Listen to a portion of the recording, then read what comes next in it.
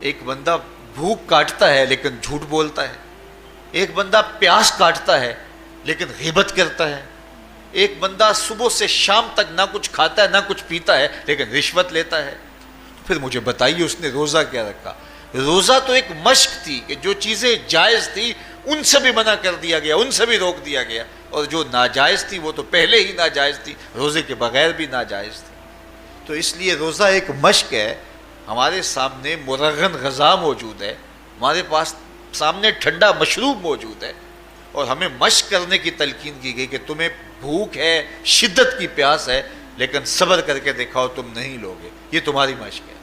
تو پھر جو حرام ہوگا اللہ کی طرف سے ممنوع ہوگا تو اس کو تم کس طرح لوگے جب تمہاری یہ مشق ہو چکی؟ لیکن ہم اس مشق کے اندر ہی جب ان سے نہیں رکیں گے تو پھر ہمارا روزہ ہی نہیں ہوگا، پھر بھوک اور پیاس کاٹنے کے علاوہ کچھ نہیں ہوگا۔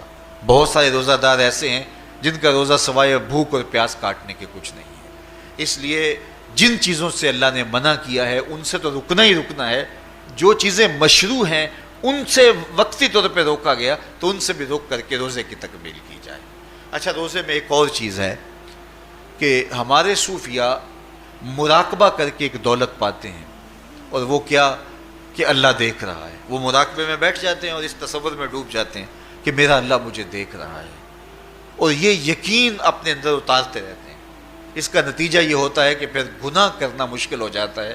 یہ تصور جب بندے کے ساتھ جڑ جاتا ہے کہ میرا اللہ مجھے دیکھ رہا ہے۔ ماہ سیام میں یہ دولت اللہ بانٹ دیتا ہے، جو مراقبے سے صوفیاء حاصل کرتے ہیں اللہ تعالیٰ اس دولت کو اہل ایمان پہ چھڑک دیتا ہے۔ کڑکتی دھوپ، برستی گرمی، زباں کانٹا، ہونٹ خشک، ٹھنڈا پانی دستیاب، دروازہ مقفل، کوئی دیکھنے والا بھی نہیں ہے، لیکن بندہ ایک گھونٹ بھی نہیں پیتا، وضو کرتے بھی احتیاط کرتا ہے کوئی قطرہ حلق سے نیچے نہ اتر جائے، کیوں کہ میرا اللہ مجھے دیکھ رہا ہے۔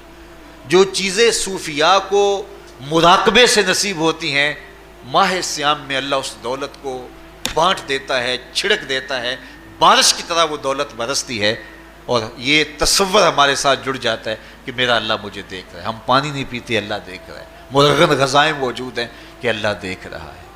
تو میں یہ پوچھتا ہوں کہ ہم کھانا نہیں کھاتے کہ اللہ دیکھ رہا ہے، ہم پانی نہیں پیتے کہ اللہ دیکھ رہا ہے، لیکن جب رشوت لے رہے ہوتے ہیں اللہ اس وقت نہیں دیکھتا؟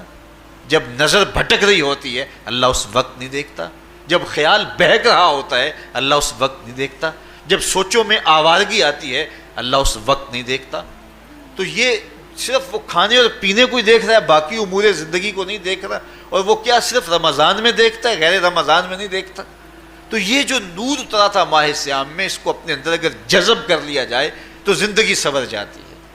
جو مراقبوں سے حاصل ہوتا تھا ماہ سیام میں وہ میਂہ کی طرح برسا، اور ہم اس کے اپنے اندر سمولیں، جذب کر لیں تو نتیجہ یہ ہوگا کہ ہماری زندگی نور نہ لا نور ہو جائے گی۔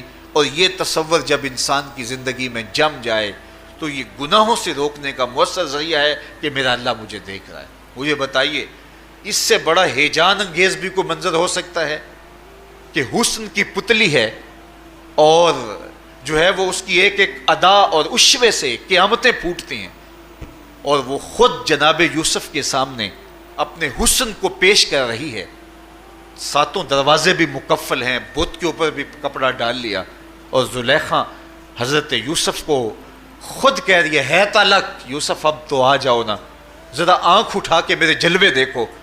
لیکن جناب یوسف کیا بولتے ہیں؟ قال معاذ اللہ، میں اللہ کی پناہ میں آتا ہوں۔ کہا تو 7 دروازے بند کر کے لوگوں کی نظروں سے چھپ گئی، اور موٹا کھیس ڈال کے اپنے زوم میں اپنے جھوٹے خدا سے بھی شرم کرتی ہے اور اس سے چھپ گئی، میں اس خدا سے حیا کیوں نہ کروں جو 7ویں کوٹھری میں بھی دیکھ رہا ہے۔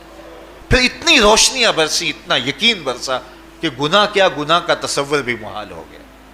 تو مجھے بتائیے کتنا ہیجان انگیز منظر تھا جب حسن قدموں میں بچھنے کے لیے خود بےتاب تھا، اور حضرت یوسف جوان رانا ہیں، جوانی اور شباب پورے بانکپن پہ ہے، اور ادھر حسن مچل مچل کے قدموں میں بچھ رہا ہے، لیکن یہ جذبہ کہ میرا اللہ مجھے دیکھ رہا ہے ایسی رکاوٹ بنتا ہے۔ قال معاذ اللہ، کہا میں اللہ کی پناہ میں آتا ہوں۔ تو یہ یقین جب بندے کے ساتھ جڑ جاتا ہے کہ میرا اللہ مجھے دیکھ رہا ہے تو پھر انسان کے لیے گناہ سے بچنا کوئی مشکل نہیں ہوتا۔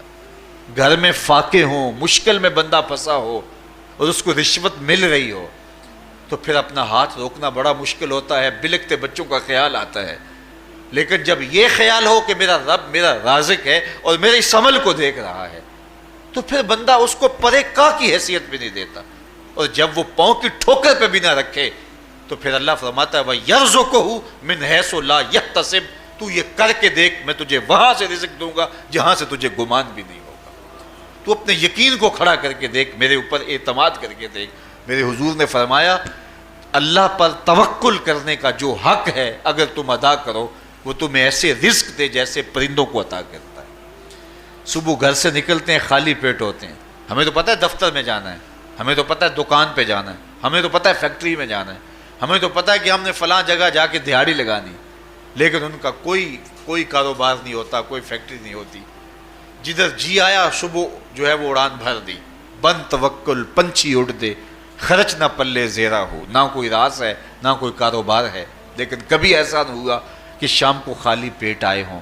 تو کہا اگر تم اللہ پہ توکل کر لو وہ بھی تمہیں ایسے رزق دے جیسے پرندوں کو رزق عطا کرتا ہے۔ پرندوں میں سے ایک پرندہ ہے ہنس، یہ سچے موتی کھاتا ہے، اور آپ پنساری کے پاس موتی لینے جائیں تو ہزاروں روپے تولے کے ماشے کے حساب سے آپ لیں تو پھر بھی آپ سوچتے ہیں کہ پتہ نہیں یہ خالص دیے یا نہیں دیے۔ وہ اتنے نایاب اور کامیاب ہیں کہ آپ ماشوں اور تولوں میں خریدتے ہیں اور پھر بھی آپ کو شک رہتا ہے کہ یہ خالص ہیں یا کہ نہیں۔ اور ہنس کھاتا ہی وہ ہے، اور دنیا پر ایک نہیں لاکھوں کروڑوں ہنس ہیں، اور روزانہ صبح و شام کھاتے ہیں اور پیٹ بھر کے کھاتے ہیں، اور اللہ انہیں روز عطا بھی کرتا ہے۔ تو یہ مالک وہ ہے، رازق ہے۔ جب اس پہ توکل اور اس پہ یقین پیدا ہو جاتا ہے تو پھر مشکل نہیں رہتا، پھر آسانی پیدا ہو جاتا ہے۔ تو روزوں میں اللہ تعالیٰ یہ یقین دیتا ہے کہ وہ مجھے دیکھ رہا ہے، بندہ یہ تیقن پیدا کر لیتا ہے کہ میرا اللہ مجھے دیکھ رہا ہے۔ بعض کا چھوٹے بچے روزہ رکھ لیتے ہیں تو مائیں بے چین ہو جاتی ہیں، جب دوپہر کے وقت پھول جیسے بچے کملا جاتے ہیں تو مائیں انہیں بند کمرے میں کوئی کھانا یا کوئی ٹافی یا کوئی اور چیز یا چاکلیٹ دیتی ہیں کہ بیٹے یہ کھا لو، تو وہ بچے نہیں کھا رہے ہوتے تو مائیں کہتے ہیں پتر کھا لو کوئی نہیں دیکھ رہا، تو وہ بچے بھی کہتے ہیں اللہ دیکھ رہا ہے۔ تو وہ جو صوفیاء کو مراقبوں سے ملتا ہے وہ ایک بچے کو بھی نصیب ہو رہا ہے کہ میرا اللہ مجھے دیکھ۔ یہاں ایک اور بھی تسلی ہے، ہم ہزار گناہ گار سہی، ہم ہزار سیاہ کار سہی، لیکن ہمارا رب پہ کتنا یقین ہے رمضان میں پتہ چلتا ہے کہ اس ذات پہ ہمارا کتنا تیقن ہے، کتنا یقین ہے، جس کو دیکھا نہیں، چھوا نہیں، بات نہیں ہوئی، جو تصور خیال کی حدود سے بھرا ہے، اتنا یقین ہے کہ ہم پانی نہیں لیتے، کھانا نہیں لیتے کہ میرا اللہ مجھے دیکھ رہا ہے۔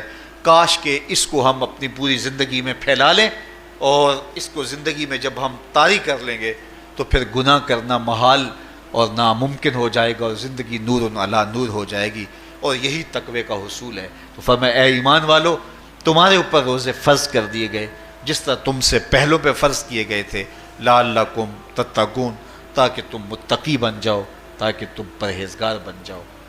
حضرت سلمان فارسی رضی اللہ تعالیٰ عنہ سے مروی ہے کہ جب شعبان کی 29 تاریخ ہوتی تو اللہ کے محبوب ہمیں خطبہ ارشاد فرماتے، اس میں رمضان المبارک کے فضائل بیان کرتے اور کہتے تمہارے پاس ایک شہر عظیم عزت اور عظمت والا مہینہ آ رہا ہے جس کا ہر دن باقی سال کے دنوں سے افضل ہے، جس کی ہر رات باقی سال کی راتوں سے افضل ہے، اور اس میں ایک رات ایسی ہے لیلۃ القدر جو 1000 مہینے سے بہتر۔ تو یہ اللہ تعالیٰ کی رحمتوں کا روپ ہے، رحمتوں کے دروازے کھول دیے جاتے ہیں، اور روزہ دار کا روزہ بالخصوص عصر کے وقت، شام کے وقت، پچھلے پہر، روزہ دار کے خالی معدے سے جو ایک بو اٹھتی ہے، مہک اٹھتی ہے، اللہ کو کستوری سے بھی زیادہ محبوب ہوتی ہے۔ اللہ اکبر۔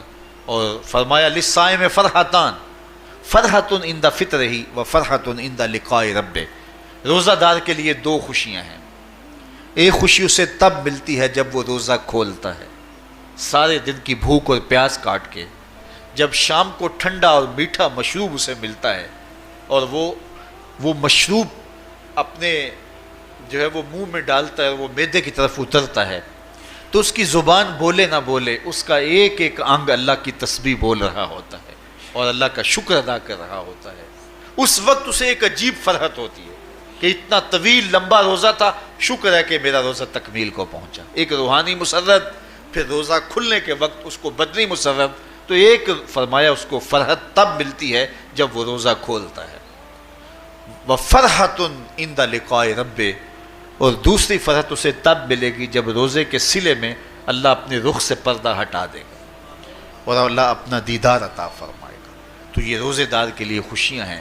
تو خوش نصیب ہیں وہ لوگ جو ماہ سیام کے روزے پورے خشوع و خضوع کے ساتھ رکھتے ہیں اور اس کی برکتوں سے مالا مال ہوتے ہیں۔ ورنہ بعض لوگ میں نے ایسے بھی دیکھے ہیں، وہ چھوٹی چھوٹی بیماریوں کا بہانہ بنا کے روزہ ترک کر دیتے ہیں اور انہیں حوصلہ ہی نہیں پڑتا روزہ رکھنے کا، چونکہ الصوم نصف الصبر، روزہ آدھا صبر ہے۔ میں سمجھتا ہوں، میں شوگر کا مریض ہوں اور 4 سے 5 گھنٹے اگر مجھے کچھ کھانے کو نہ ملے تو میری طبیعت میں ایسا اضطراب اور بے چینی پیدا ہو جاتی ہے کہ میں گھر والوں سے الجھنے کی کیفیت میں بھی آ جاتا ہوں۔ لیکن ماہ سیام میں 20 گھنٹے بھی کاٹ لیتا ہوں، لیکن میری طبیعت پہ کوئی بوجھ اس لیے نہیں ہوتا کہ میں اللہ کی رضا کو اپنے ذہن کے ایک ایک گوشے میں رکھے ہوئے ہوتا ہوں۔